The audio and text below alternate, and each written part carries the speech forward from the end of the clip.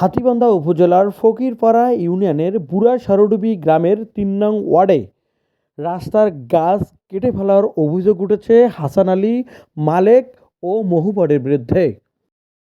এই ঘটনায় ফকিরপাড়া ইউনিয়ন পরিষদ চেয়ারম্যান ফজলার রহমান খোকন তাৎক্ষণিক দুজন গ্রাম পুলিশকে ঘটনাস্থলে পাঠান। রাস্তার গাছ দুটির মূল্য আনুমানিক প্রায় 50,000 টাকা হবে বলে ধারণা করা হচ্ছে। এ বিষয়ে ফকিরপাড়া ইউনিয়ন পরিষদ চেয়ারম্যান ফজলার রহমান খোকন বলেন, গাছ দুটি আমাদের জিম্মায় নেওয়া হয়েছে, ঘটনা তদন্ত করে তারপর ব্যবস্থা গ্রহণ করা হবে।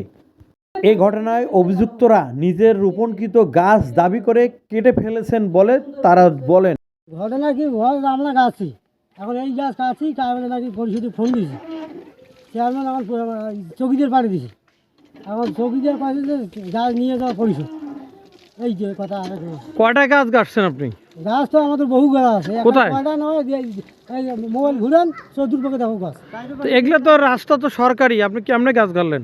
গাছ তো আমি সরকারি, তো এখানে আমার বাস গাড়া আছে, এই সময় রাস্তায় গাছ গাড়ে নেই। বাস যখন আমরা তুলি ফেলেছি, তুলি ফেলার পর গাছ গাছ। আজকে কয়টা গাছ কাটছেন? আজকে 2টা গাছ কাটছে। মানে এই গাছ তো রাস্তার গাছ, আপনি কেমনে কাটলেন, কেমনে গাড়লেন? রাস্তার সাথে তো ফেডারেশনের গাছ লাগানো, ফেডারেশনের গাছ লাগা আসলো আগে, তারপর আরও তো এলজিডি গাছ গাছছিল লাগার পর সেই সময় এখানে আমাদের বাস গাড়া আসলে জমির উপর, সেখানে এখন গাছ গাড়ে নেই, বাস তোলার পর আমরা গাছ গাছছি, আর সেই গাছ আমরা কাটছি। আচ্ছা, কয়টা গাছ লাগাইছিলেন আপনি? গাছ আমরা 150 গাছ লাগাচ্ছি।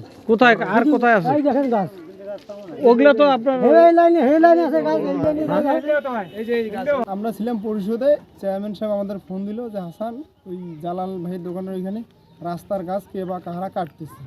তা আমরা চেয়ারম্যান স্যারের ফোন পাই আমরা এখানে আসি দেখি যে গাছগুলো আসলে রাস্তারই গাছ। এখন মালিকের যারা কাটছে এরা বলতেছে যে গাছ তারা লাগাইছে, এই আমরা শুধু এইটুকু দেখলাম। এখন গাছ আমরা আটক করছি, গাছ এখন চেয়ারম্যান স্যার বললো গাছ পরিষদে নিয়ে যাওয়ার জন্য।